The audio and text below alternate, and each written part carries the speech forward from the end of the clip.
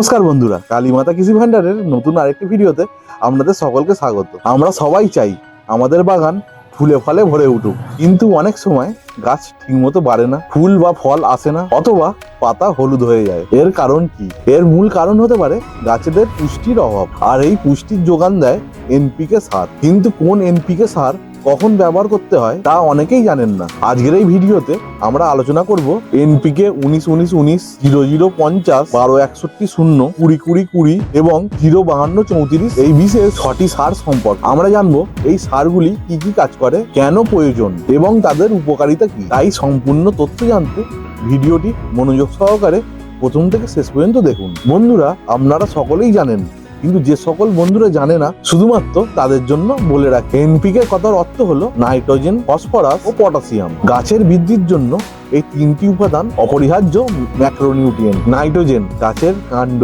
পাতা এবং সামগ্রিক সবুজ অংশ দ্রুত বৃদ্ধিতে সাহায্য করে। ক্লোরোফিল উৎপাদনে এটি প্রধান ভূমিকা রাখে। ফসফরাস মূলের বিকাশ, ফুল ও ফল গঠন এবং বীজের অঙ্কুরোদ্গমে সাহায্য করে। এটি গাছের শক্তি স্থানান্তরতেও কাজ করে। পটাশিয়াম গাছের রোগ প্রতিরোধ ক্ষমতা বাড়ায়, সালোক সংশ্লেষে সাহায্য করে এবং ফল পাকতে সাহায্য করে। প্রতিটি এনপিকে কম্বিনেশন গাছের নির্দিষ্ট পর্যায়ের জন্য তৈরি করা হয়েছে। আসুন এবার নির্দিষ্ট এনপিকে সারগুলি নিয়ে আমরা কথা বলি। প্রথমেই যে সারগুলি নিয়ে আমরা কথা বলবো সেটা হলো 19-19-19 এবং 20-20-20। এই দুটি সার প্রায় একই রকম, শুধু পুষ্টির পরিমাণে একটু পার্থক্য। এনপিকে 20-20-তে একটু বেশি পুষ্টি থাকে। এগুলিকে ব্যালেন্সড ফার্টিলাইজার বা সুষম সার বলা হয়। গাছের প্রাথমিক বৃদ্ধির পর্যায়ে অর্থাৎ চারা অবস্থা থেকে ফুল আসার আগের পর্যন্ত এটি সবচেয়ে বেশি কার্যকর। যখন গাছের সবুজ অংশ দ্রুত বাড়াতে চান তখন এটি ব্যবহার করুন। এটি গাছের সামগ্রিক ও সুস্থ বৃদ্ধি নিশ্চিত করে, পাতা গাঢ় সবুজ ও সতেজ রাখে, মূলের বিকাশ ও সালোক সংশ্লেষ প্রক্রিয়া উন্নত করে। বন্ধুরা, এবারে আমরা আসি 0-52-34-এ। এই কম্বিনেশনে কোনরূপ নাইট্রোজেন নেই, কিন্তু ফসফরাস 52% এবং পটাশিয়াম 34% উচ্চ মাত্রায় থাকে। ফুল আসা শুরু হলে বা ফল গঠনের গুরুত্বপূর্ণ পর্যায়ে এটি প্রয়োগ করতে হয়।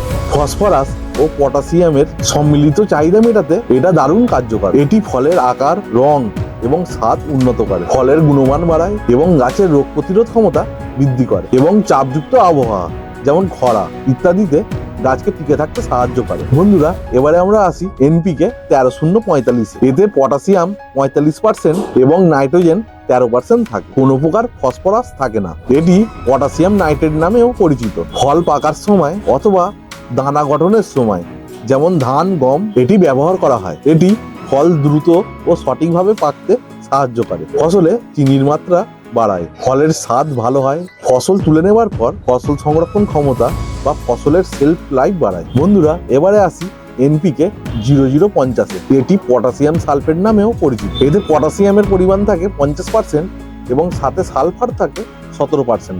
নাইট্রোজেন বা ফসফরাস থাকে না। যখন গাছে পটাশিয়ামের অভাব দেখা দেয় অথবা ফুল ও ফল আসার শেষ পর্যায়ে এটি ব্যবহার করা হয়। এটি ক্লোরাইড সংবেদনশীল ফসল যেমন আলু, স্ট্রবেরি ইত্যাদির জন্য নিরাপদ।